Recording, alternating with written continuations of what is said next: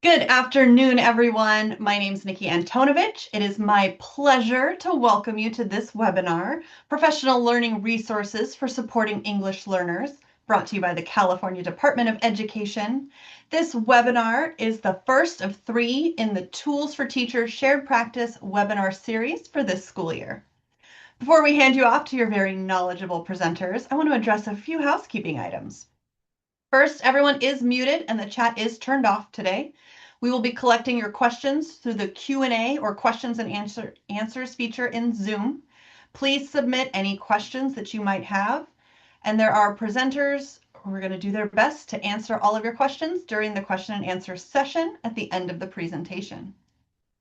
I will continue to place a link to a folder that has a copy of today's resource guide. That resource guide includes the links that our presenters are talking about today. The resource guide is also available on the upcoming Training Opportunities webpage of the CAASPP and ELPAC website at caaspp-elpac.org. We will also be recording today's presentation, and the archive of the presentation will be available for download on the CAASPP and ELPAC YouTube page and the CAASPP and ELPAC website Training Opportunities webpage. It takes us about 1 to 2 weeks after the webinar for the recording to be available. With that out of the way, we're going to pass you over to our presenters. So please give a warm welcome to Erica Fredrickson from the CDE. Thank you, Nikki. And as Nikki said, I work in the CDE, specifically in the English Language Proficiency and Spanish Assessments Office.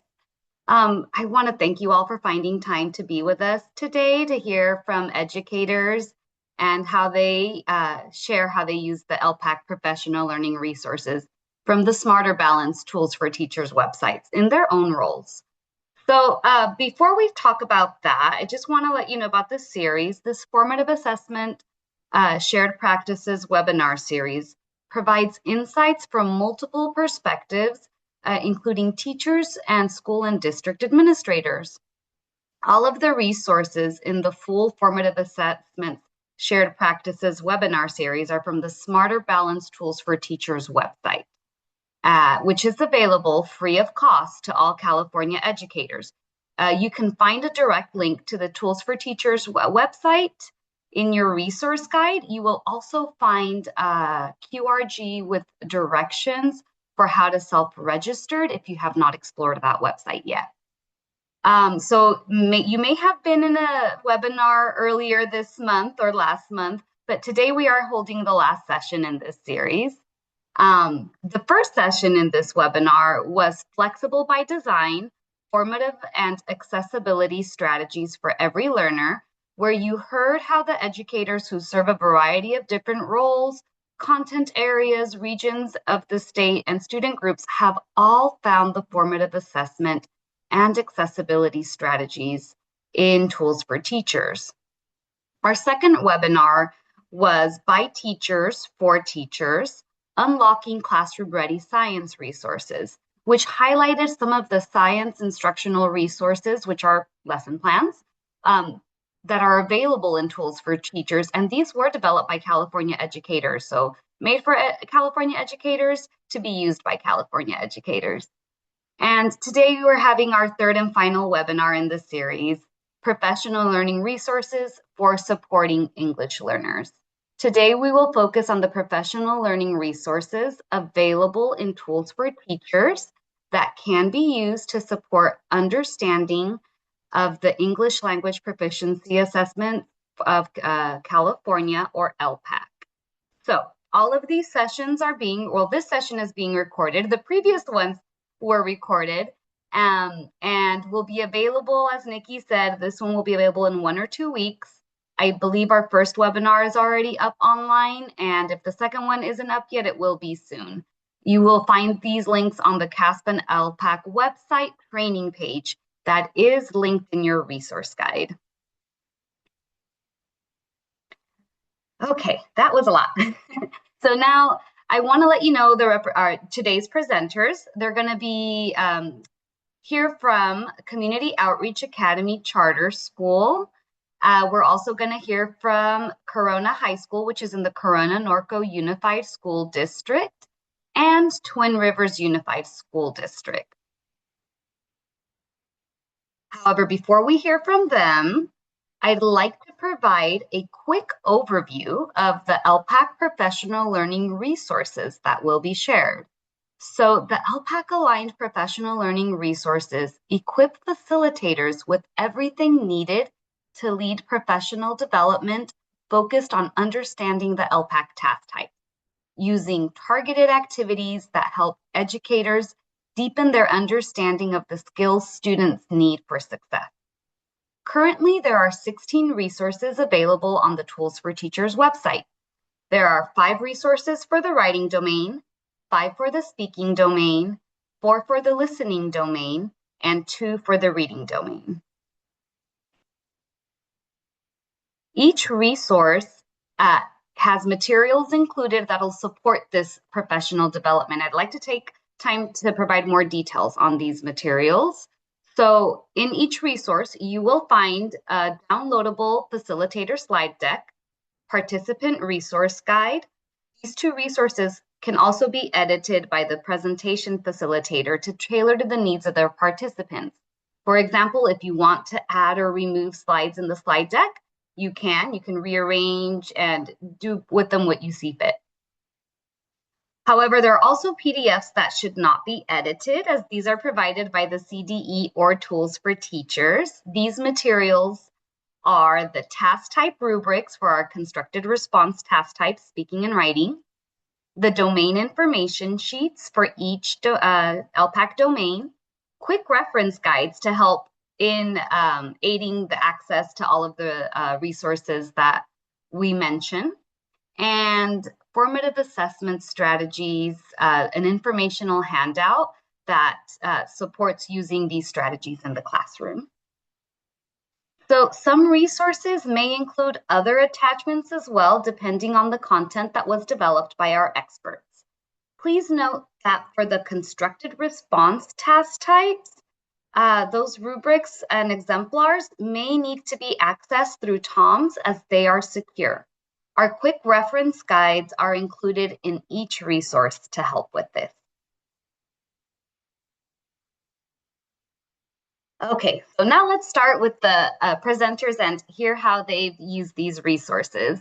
So today we're first going to hear from Community Outreach Academy.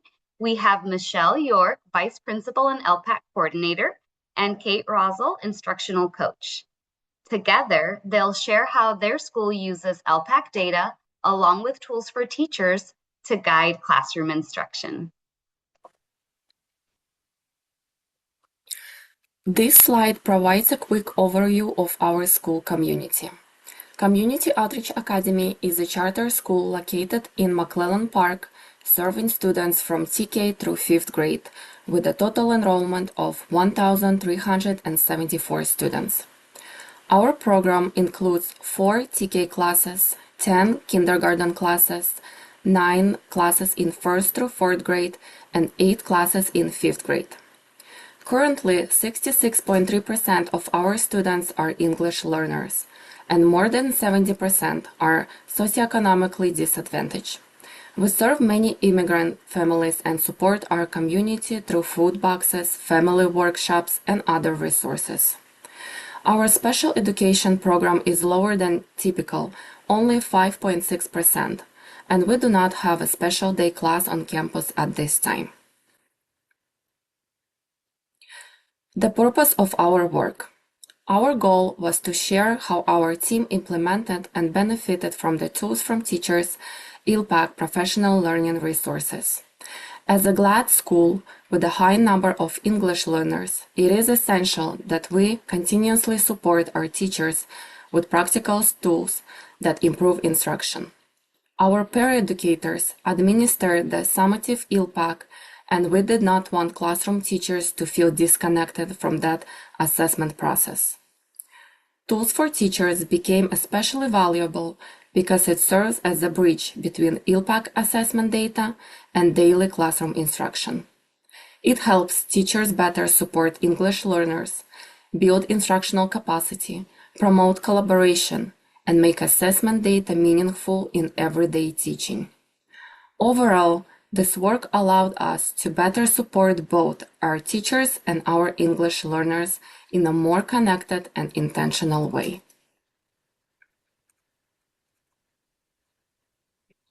Hi, I'm going to take you through the steps of our process of implementing the use of these tools. So, since the resources and tools for teachers were new to our staff, we began the process by sharing the professional learning resources with the entire ELD team, which includes our ELD teacher, our para, our coach, Kate, and myself, the ELPAC and ELD coordinator. Then we identified who would benefit from learning about these resources, and we decided that all teachers who administered a summative ELPAC and all paras who work closely with our EL students and those who support ELD at our school would all benefit from this valuable resource. Their knowledge and use of this resource would support our efforts to increase test-taking skills and ultimately English proficiency. We planned the summative ELPAC testing schedule first so that we could then plan our practice schedule. In addition, the ELD team reviewed the resources in order to identify assessment features as well as determine alignment of instruction and modules to support each domain.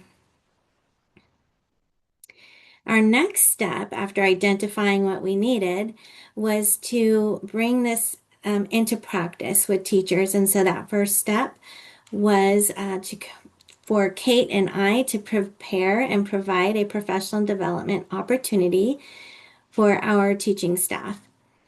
After the PD, our 3rd through 5th grade PLC teams worked together to schedule interim assessment practice dates. Teachers began with practice test questions in each domain by answering questions together as a class, and they also modeled those test-taking strategies. Then students took interim assessments for the ELPAC.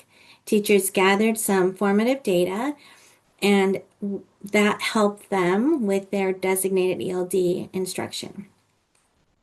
Students began using test-taking strategy, such as reading the questions first. They displayed better understanding of the test design, and they were very familiar with the test features, as well as practice typing into those text boxes. Teachers selected strategies that became classroom application in other areas during their independent practice. Step 3, so our last step now after everybody was trained and now using these tools, our ELD coach, our ELD para, myself, and our ELD teacher provide support now for our teachers by collecting data and providing instructional support during those interim assessment practices and also during designated ELD. Teachers participate in collaborative reflection at grade level PLC meetings, and they now recognize the value of this tool and talk about how the data show the time spent on interim assessments is proving to be beneficial.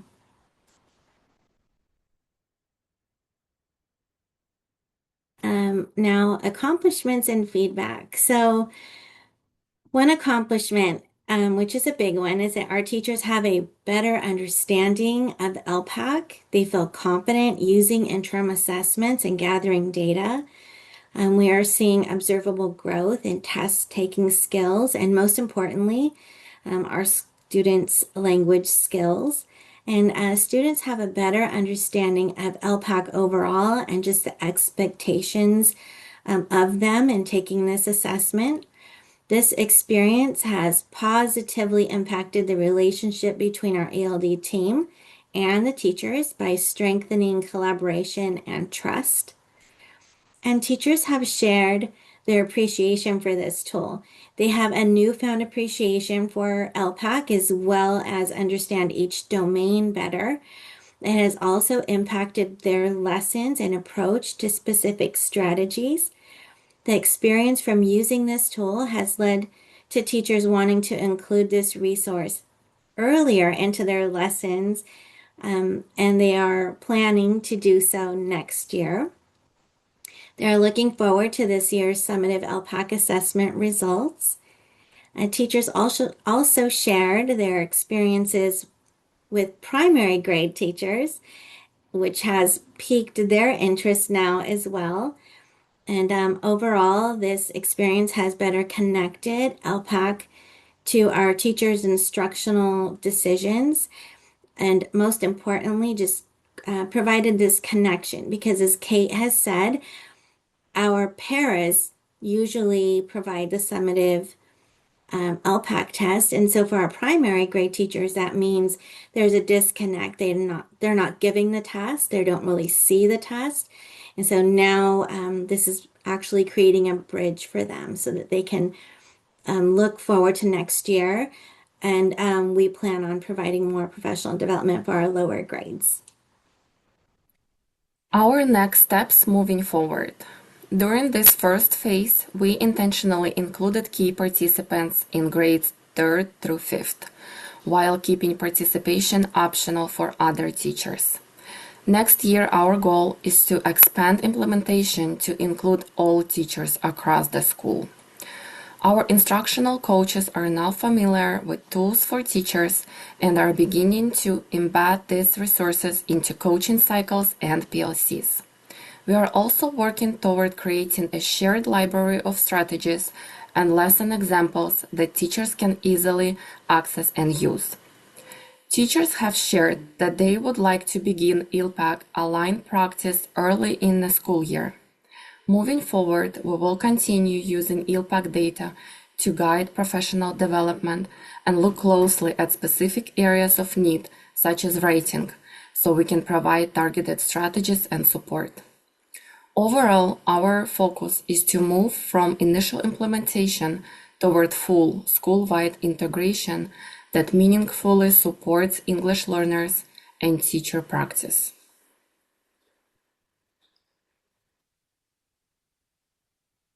In conclusion, our key takeaway is that tools for teachers help turn ELPAC data into actionable instruction and meaningful collaboration. Teachers begin to see the value of using these resources to better understand student needs and respond with targeted support in the classroom. The data was no longer just a report.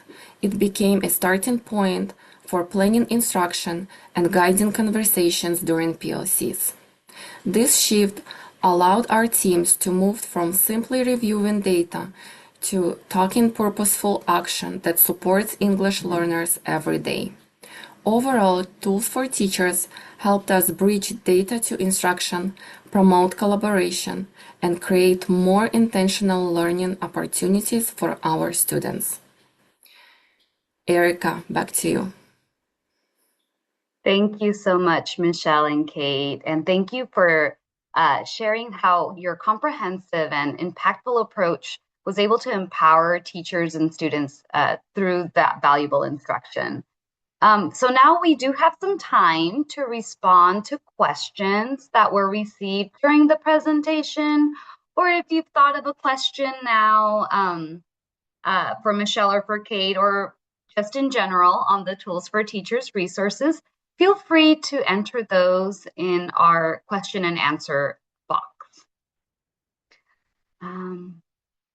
And I do have a question that actually came to mind that I do want to start us off with.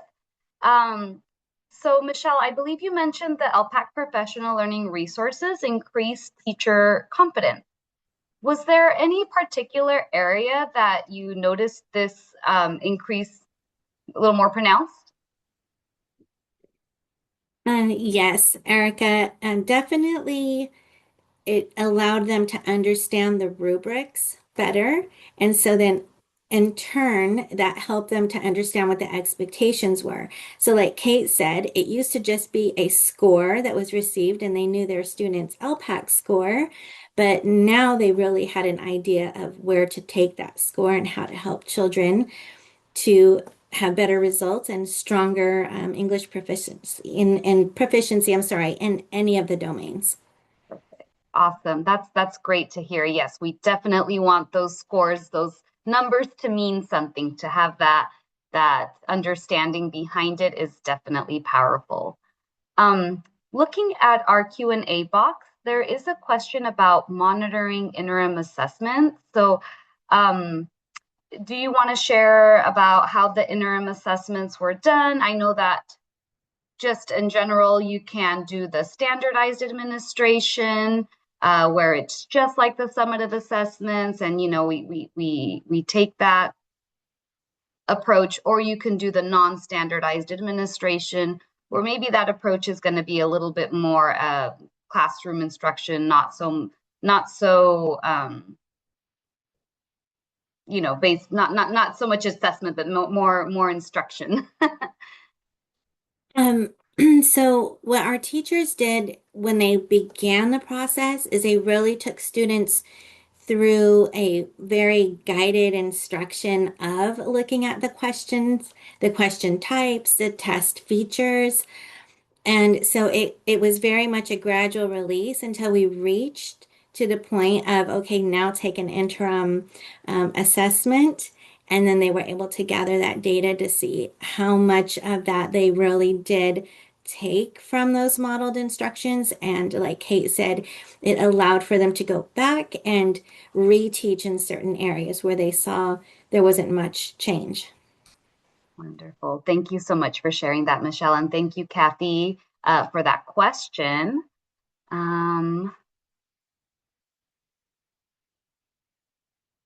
So I see another question. If you're comfortable answering, I know we're talking about the ELPAC resources, but if you're comfortable answering another one on interim assessments, that works as well. It says, how were the interim assessments determined?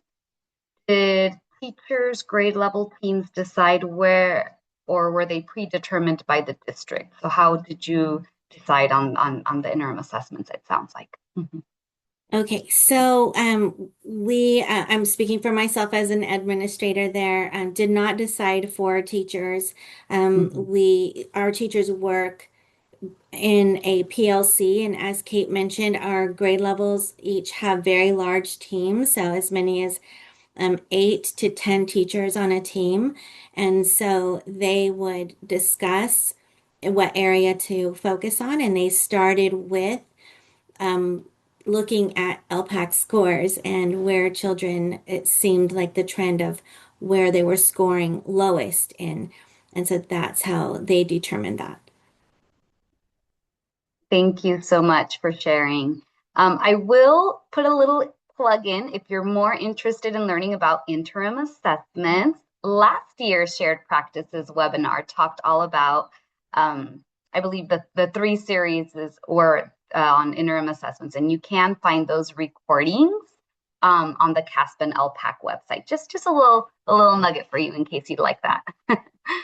Okay, so I don't see any more questions in the inbox. Thank you so much, Kate and Michelle. And now I would like to introduce our next presenter, and just make sure my slides and my monitors are all where they need to be. Okay, thank you. So it's my pleasure to introduce to you Randy Burtock. He's a high school ELD coordinator and State Network of Educators member. He's joining us from Corona High School. So he'll be discussing a data-driven approach that supports English learners while benefiting the broader student population. So Randy, over to you. Thank you, Erica, and thank you for the opportunity to share our learning story with others. A little bit of background about our school. We're very, very proud of our history. We were first founded in 1896, and we're the second oldest school in the entire Inland Empire. We are a Title I school of just over 2,300 students. We serve historically disadvantaged and underrepresented populations. Back in the 90s, our student population was about 50% Hispanic, and as of today, we're just over 80% Hispanic. And at any given time, about 50% of our entire student population either is an active EML, emerging multilingual learner, or was in the ELD program at some point in their educational career. We're also becoming more and more culturally diverse, with growing populations who speak Dari, Pashto, Urdu, Persian, Arabic, Vietnamese, and about a dozen other languages as well. So my district began administering ELPAC IEBs just last year. We were one of the first schools, if not the first school, out of 54 schools to administer an IAB. Our students took the Reading 1 IAB partway through the first semester and the results were not good. Before jumping to conclusions, we paused and reflected a little bit and asked some important questions. Was this the student's first time taking an ELPAC style IAB? And it was. Was it an issue of test familiarity, preparedness? Were there gaps in horizontal and vertical alignment across grade levels or programs? Were the students just clicking answers because it was, just another test? We really didn't know where to start as a PLC.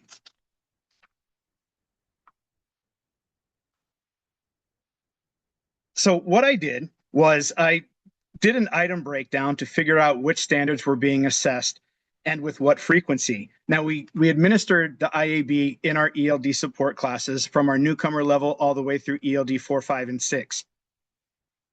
I did the breakdown and then I presented the data to our PLC. And what we discovered was that on the 9th and 10th grade reading IAB, 4 out of 10 questions targeted B interpretive standard B6, which aligns directly to reading literature standard 9 through 10, standards 1 through 7. And then when I looked at the 11th and 12th grade IAB, it was even more pronounced. 50% of the questions, 5 out of the 10 questions focused on the same interpretive skill set, aligned to reading literature 11 through 12, standards 1 through 7.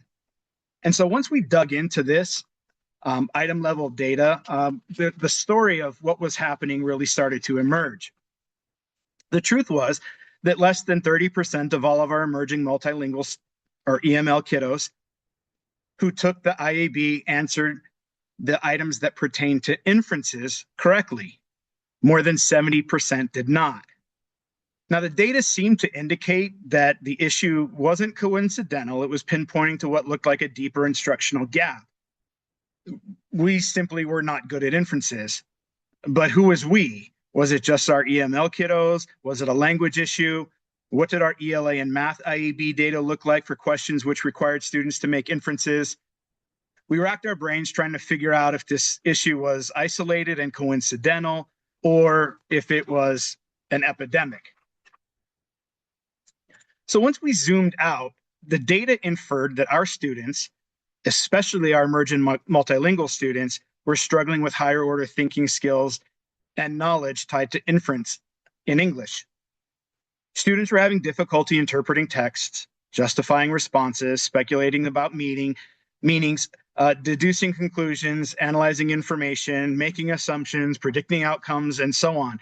And this wasn't just isolated to ELD or ELA. These are skills that are foundational across all disciplines.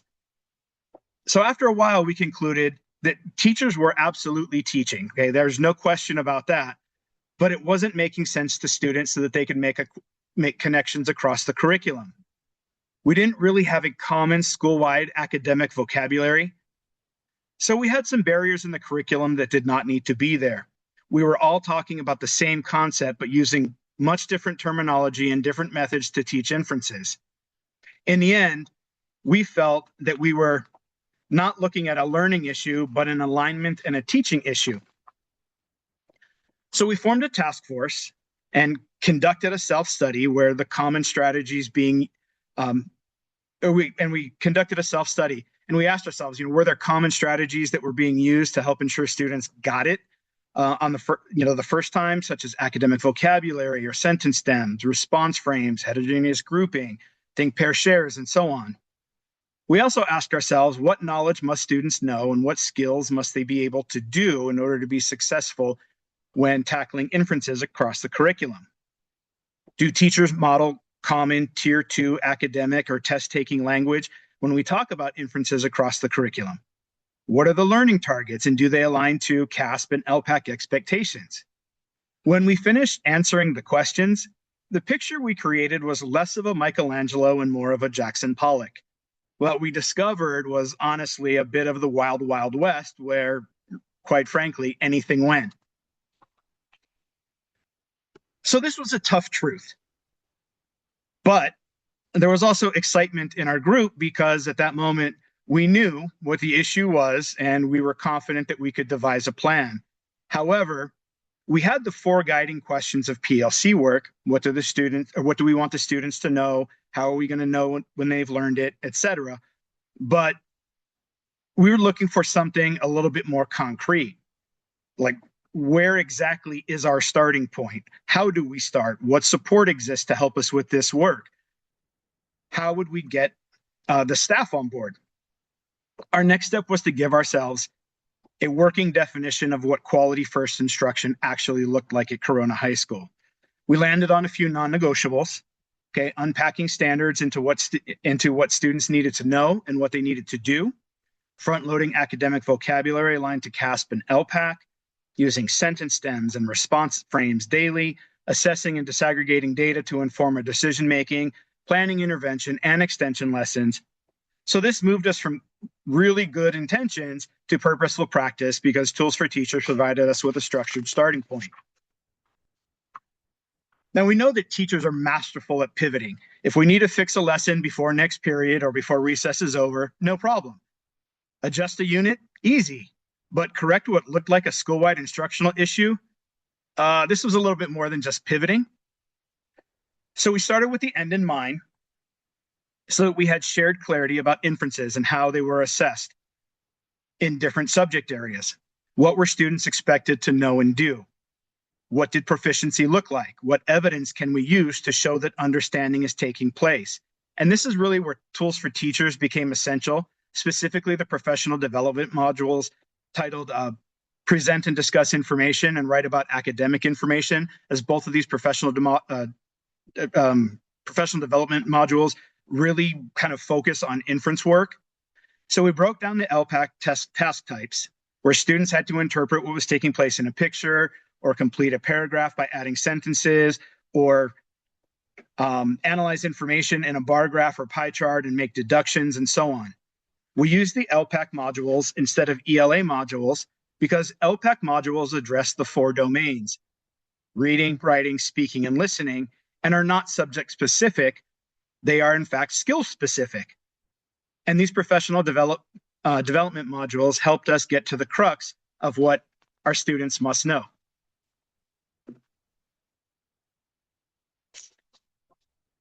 Now that we understood the assessment portion, we needed resources to blatantly steal, because that really is the hallmark of teacher innovation. We steal it and we make it our own so it doesn't look like we stole it. So we came across the interim connection playlists on Tools for Teachers. This connected us to so many pre-made lessons from K through 12, from ELA, math, science, which I might add, the science resources are growing almost by the day. And we actually took it all. The best thing that we stole was the continuum of student performance progressions, which is at the beginning of each one of the modules. These performance progressions show the claims, the learning targets, and the standards from kindergarten all the way through 12th grade, so that we knew that if a student couldn't do something at the 10th grade level, we could see all of the skills and knowledge that might have been missed along the way, going all the way back to kindergarten. And in the situation that we were in, we were clearly needing to fill instructional gaps. One of the most impactful shifts I think that we made was the commitment to readopt a common school-wide vocabulary and make sure that it was aligned to CAASPP and ELPAC and used across all subject areas. When students hear words like infer, justify, analyze, or interpret everywhere, not just in ELD or not just in ELA, we hope that they begin to internalize academic language and understand the relationships that these words have with each other and will, we hope, lead to understanding the conceptual relationships that exist between subject areas and subject matters. Because English language arts and math and science don't really exist in isolation. They're all complementary of each other. We also began combing through the lessons and tools for teachers, which can be used as model lessons, ready-to-use lessons, interventions, and reteaching. These lessons really helped us understand how to better structure and align our teaching and learning so it was uniform, and most importantly, that it was recognizable for our students so that they could see when they're working on inferences in ELA and in math and science, and they can relate it all together. And then lastly, we needed evidence to show that what we did and if it worked or not. I attended the California Assessment Conference this past winter. There was one workshop presented by Tara Clark of the CDE, Annie Duong of San Joaquin County Office of Education, Christine Snyder from West Ed, and others who showed us how to use the observation protocol for teachers of English learners, or the OPTEL. The OPTEL form is a formative assessment tool for EML students in either individual or small group or whole class settings, especially for our duly identified students, our EML and SPED. The workshop was beyond serendipitous. It was beyond a serendipitous moment for me. And it, because my thought was, well, couldn't this be used for all students in all subject areas, especially for our singularly or duly identified students? And really, this tool was exactly what our task force needed. And it occurred exactly at the time that we needed it. This evidence-based learning checklist, which teachers can fill out in moments, gives us immediate feedback. Are our students reading, writing, speaking, and understanding at grade level and using grade level and appropriate academic language in all that they do, especially our singularly and duly identified kiddos? What you will find when you click the link is also Lily Rosenberger's accessibility tool, which we paired with the evidence-based learning tool to identify and remove barriers that exist in our curricula. And in the end, what we developed was a very intentional start to finish process that can be easily replicated moving forward. We standardized the process of struggling in hopes that we can avoid these pitfalls in the future, but also respond appropriately when we encounter them. And so thank you so much for your time and for allowing me to share one of our learning stories from Corona High School. Wow, Randy, thank you so much for demonstrating how your findings translated to that tailored, actionable response at your site. So I do want to clarify, though, you didn't steal anything. Tools for Teachers resources are free for all. And I know the other tools and resources that have been provided through CAC and OPTEL are also there for the taking. So just wanted to clarify that a little bit. But yes, I will transition now to the Q&As. Let's see. And we don't have anything yet in our Q&A box. So if any questions have come up for Randy as he was presenting, go ahead and type those up. While you're doing that, I do have a question for you, Randy, that came to mind. So we've often heard from the field that, you know, you being from a high school, you were working with single subject matter teachers as well, and you mentioned a few subjects. So sometimes we've heard from the field that they can be hesitant to attend professional development for English language learners. Did you encounter this challenge? And if so, how did you overcome it? Oh, you're going to get me in trouble. So yes, we did experience that. So the way that we overcame it is we had to be very intentional because when we say ELD, some folks respond by saying, oh, I don't have any of those students in my classes. But people forget that ELD is really academic English language development. It's designed to help kiddos develop their basic interpersonal communication skills, but then also transition them to cognitive academic language proficiency. And we sometimes assume that our English-only students don't struggle with this as well. Kiddos, but we know, right, our kiddos are all the time trying to submit assignments using informal language, or when they think pair share, they're using informal, non-academic language, right? Like chat and 6-7 and all that other kind of stuff. So the fact is that integrated ELD really just develops academic English for all students, especially our singularly and duly identified kiddos. And this is how we marketed our campaign. We presented data that showed that our struggles with our English-only kiddos really did mirror the struggles that our emerging multilingual students were facing. We created resources which are low effort on the teacher's part, high impact, that show how ELD standards align to ELA, to math, to science standards. We created a vocabulary progression chart so that we could see what the vocabulary progression should look like all the way from kindergarten through 12th grade. We showed how to easily integrate language objectives into lessons. We provided sentence stems to teachers in ELA, social science, math and science. And the sentence stems are actually, we have 3 sets at the emerging, expanding, and bridging stages of language acquisition.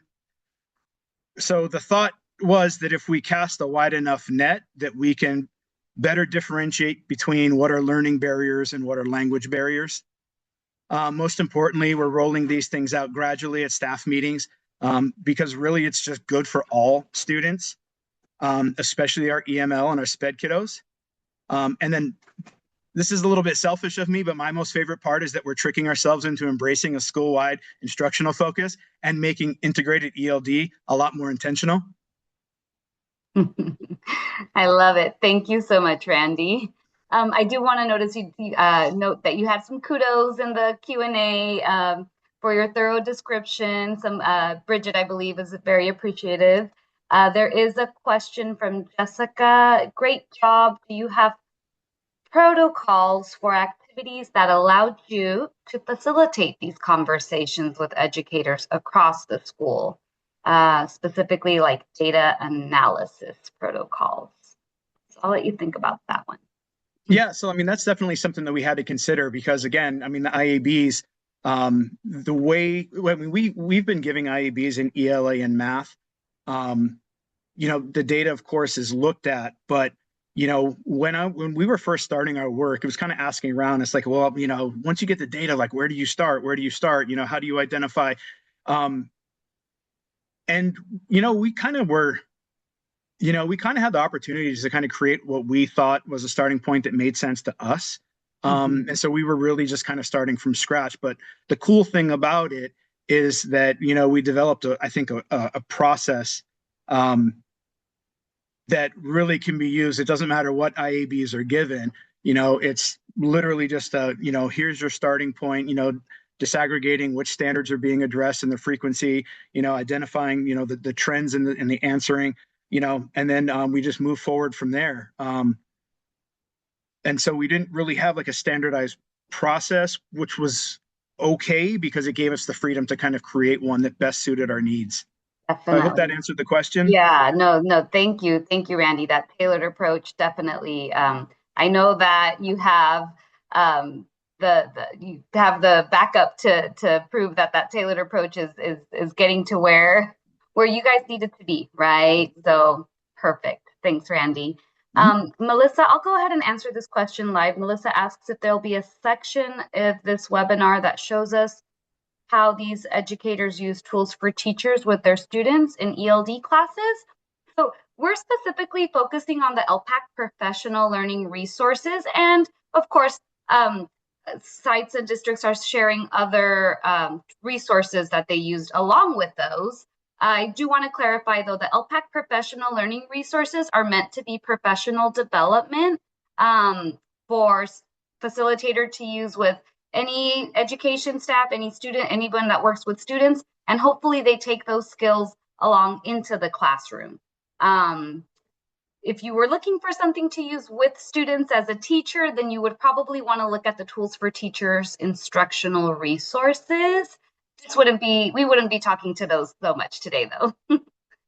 Okay, and looking in the question and answers to see if there's any other questions.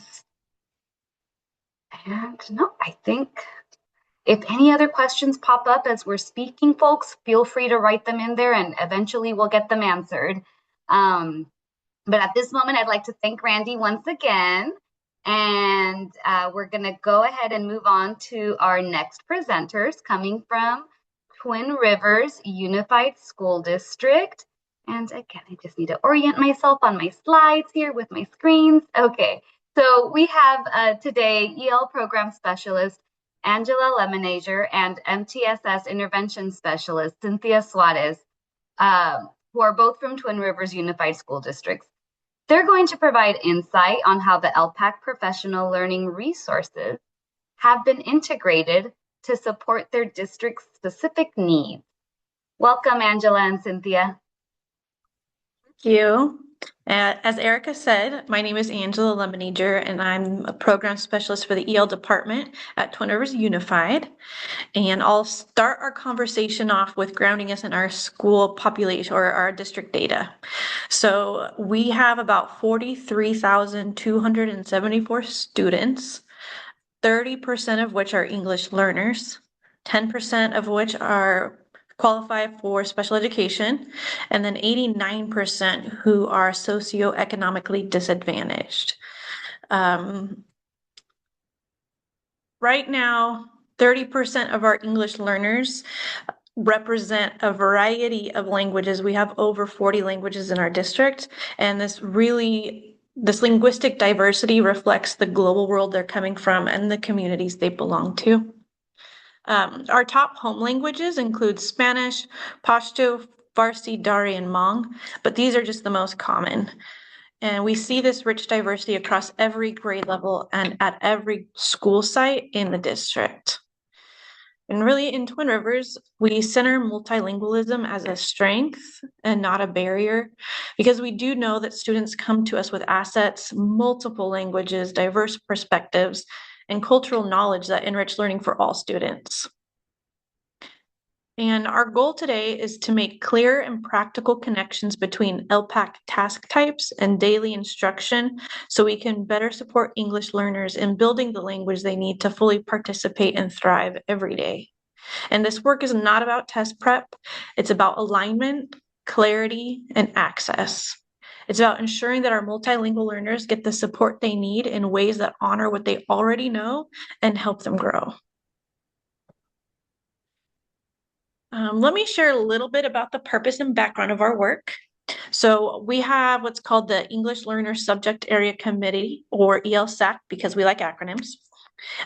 This team brings together teacher representatives from across the district. So we have two teams. One team is composed of reps from all of the sites that have grades K-6, while the other has ELD teachers from all sites that have grades 7-12. And when I say ELD teachers from all sites, I'm not talking about every single ELD teacher in the district.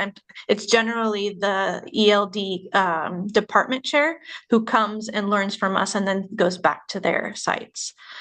The group was formed with a clear intention. We wanted to connect the ELD standards directly to what is happening in the classrooms every day. And so we're looking closely at the language demands in every subject and how we can better support students in accessing that content.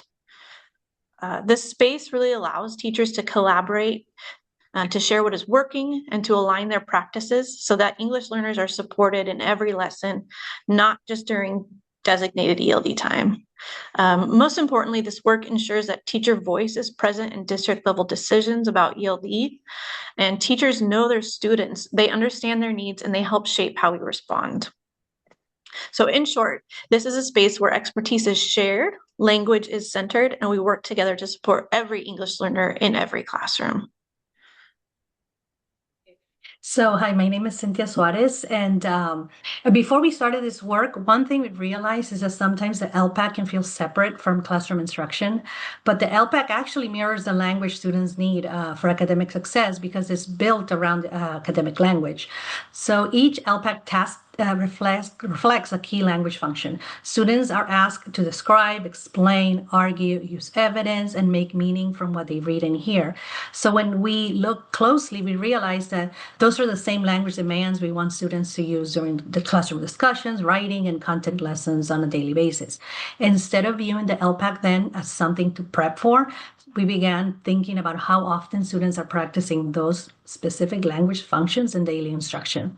So when those language demands are embedded regularly, students build confidence and fluency naturally, and alignment between instruction and assessment becomes stronger. So knowing this is what led us to use the CTE task type resources as a professional learning tool during our ELSAC meetings, not as test prep materials, but as a way to help teachers see the language demands more clearly. So in Twin Rivers, we wanted to move beyond seeing the LPAC as just a test and instead positioning it as an instructional roadmap. So we started small by focusing on one task type, summarize an academic presentation, SAP, because again, acronyms. Through this process, we began building teacher awareness of the LPAC language demands and how those connect directly to daily Tier 1 instruction. To anchor the work, we used the LPAC summarize an academic presentation professional learning resource as the foundation for the session. This task requires students to listen to academic language, identify key ideas, and produce a clear, organized summary using precise language. It reflects the kind of language work students are expected to do across content areas, not just on the assessment. So we began by clarifying what the task measures and why those skills matter for instruction. Then we had teachers experience the task themselves in a structured way. They listened to a sample presentation from the LPAC practice test. We discussed the language demands and examined what students are expected to produce. They also listened to sample student responses, were able to analyze the rubric, and worked in teams to score those responses. One thing we noticed was how surprised even experienced teachers were by the level of academic language required in this task alone. It was an eye-opening moment for many of the teachers. So through this process, teachers began to see the LPAC language demands more clearly, not as an isolated task, but as real classroom skills. So they started to recognize the importance of organizing ideas, using academic vocabulary, and speaking in complete connected sentences. After that, we provided targeted strategies and resources drawn directly from the professional resource, so teachers could begin thinking about how to build those same skills into the Tier 1 instruction. Teachers, after our presentation, teachers shared that supports like sentence frames, guided note-taking, and structured opportunities for oral rehearsal would be very helpful in making those demands more accessible to the students. But more importantly, the work really made the expectations feel more concrete. Teachers were able to clearly name what students need to be able to do, which opened the door for ongoing coaching and cross-grade conversations about how to support those skills consistently. And then on the secondary team, we began the work of diving into the LPAC a year prior. So in that year, we introduced our team of teacher reps to the basics of the LPAC with a focus on the speaking domain, just like the elementary team did. And again, for them, it was a very eye-opening experience. They saw firsthand just how cognitively demanding the tasks are and how much language students need in order to be successful. What was great is that teachers left the session feeling empowered and ready to provide targeted instruction. And this led us to decide to continue the work of diving into the LPAC with additional domains. And so this year, we built on last year's learning by shifting our focus to the writing domain, specifically the justify an opinion task type, which asks students to write an essay providing a position and appropriate supporting reasons about a school-related topic. Unlike the previous year, we used the professional learning resource on the Tools for Teachers website titled ELPAC Writing Domain, Justify an Opinion, or WJO. Yay, acronyms, task type. As a guide for the session, we dug into what makes this task type challenging. This resource was chosen because it gave us a clear picture of how we conduct the kind of work we were hoping to engage in. It set us up so that together, teachers unpacked the language demands, analyzed rubrics, and practiced scoring using the anchor sets. Following this, teachers applied what they learned by designing scaffolded lesson plans to give students meaningful practice with the WJO task type. We assigned each group one proficiency level, so either emerging, expanding, or bridging, and then we asked them to present their lessons to one another. And so by the end of the session, everyone walked away with resources and scaffolds for all 3 proficiency levels. Our goal was for teachers to leave with practical, ready-to-use strategies to help their students build the skills and confidence they need in order to succeed on the ELPAC, and specifically this task type. So we plan to build on the momentum we have created by exploring additional professional learning resources in different task types and language domains with our teacher representatives, while also providing coaching to teachers across the district. And really our ultimate goal is for teachers to gain a deep understanding of what students need to know and be able to do to succeed on the ELPAC. And most importantly, to learn practical strategies they can use in their own classrooms to support student growth and success. And now I'll turn it back over to Erica. Thank you so much, Angela and Cynthia, and for highlighting that impactful work at Twin Rivers. It's great to see the ELPAC professional learning resources in action through the ELSAC initiatives. So we do now have time to address any questions that our audience may have. I believe we do have some currently in the Q&A, but they might be, Randy, if you don't mind going into one of these and maybe typing your answer regarding where the evidence-based learning checklist was. I don't recall if that was in the OPTEL or somewhere else. But we have some other questions. Okay, particularly looks like Blanca is asking about what were some strategies you found successful to target the speaking domain? So if there was any strategies in particular, maybe from the speaking domain, I do know the Summarize an Academic Presentation resource has a few different things that come to mind. I know we developed it a few years back. I can't remember specific ones, but I did appreciate how the resource, the presentation itself was embedded with the strategies to use. So as you were learning, you were actually trying the strategies like note taking. I think it was like different, even as at the beginning when the getting to know each other part, there were little strategies that you could use, and we used them. So that was really nice. And then it comes with a note-taking piece. So I specifically remember saying, okay, this you can use to support language development, what you're summarizing. So you check out the resource itself, you'll see there's quite a few different strategies embedded. Thank you so much, I think our Cynthia. team focused on visual note-taking because we know that our students are, in the middle of translating the spoken English into their primary language and then have to go back the other way. So it's like we wanted to remove that barrier, that processing barrier, as much as we could, and so that's what we focused on. Thank you so much. And then there's another question from Kaylee. This sounds great. How did the information get from the ELSAC group to all the other teachers?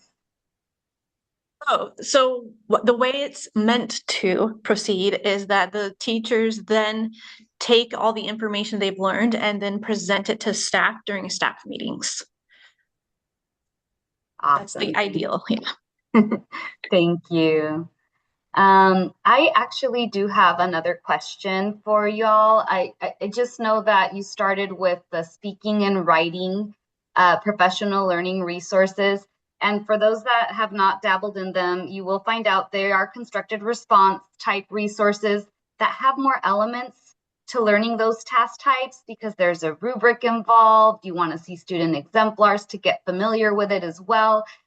Because of that, those PDs will tend to be closer to 90 minutes long versus the other reading and listening domains are a little bit shorter. They're like 45 to 60 minutes.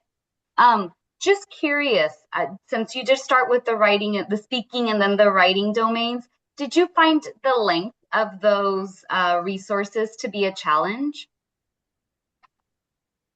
I will speak from my perspective. No, I did not. Our sessions typically last about 90 minutes, and it just felt like it flowed smoothly and we weren't rushed for time. Awesome. Thank you, Cut a Angela. few things, but there is very easy to adapt. The resource is definitely very user-friendly and easy to adapt and remove things that you may not want to cover at the time or save it for later. So yeah, it was an issue. Yeah, that's true. You can download those resources and present from them what you wish as well if you need to adapt or do it in separate sessions, I guess. Great, thank you. I do see a couple of other questions in here. And I think, oh, somebody wants us to go over different elements within Tools for Teachers. Don't know if that's within the scope of today's webinar. Tools for Teachers has so many resources available. I'll let my folks in the background, if you want to type an answer to some of those resources that may introduce Tools for Teachers a little better, they can give you an answer for that. And then Randy, I see you're typing an answer, but I think we do have time right now if you just want to go ahead and answer the question from Margarita about ELPAC interim assessments. Sure, absolutely. Yeah, sorry for the confusion. So no, what we originally did was we gave the ELPAC IABs to our ELD support classes. And then we looked at that data and we compared that data to the ELA IABs and the math IABs. Now, some of our ELD kiddos, are still taking the ELA IABs, in their ELA classes, but we didn't administer, the ELPAC interim assessments to our non-ELs. But what we did do is we were deciding when we were looking at the professional development modules, if, were we going to use the professional development modules for ELA or math, or were we going to use the ones for the ELPAC? And in the end, what we decided to do was use the ones for ELPAC, because the ELA, the math, and the science professional development modules are a little too content specific in terms of the vocabulary and the concepts. And what we really needed to focus on were skills. And I think the ELPAC modules, because the ELPAC test is the way it is and is really assessing students' skill in addition to their language ability, I think that we probably felt like we were going to get more bang for our buck by just focusing on the ELPAC professional development modules.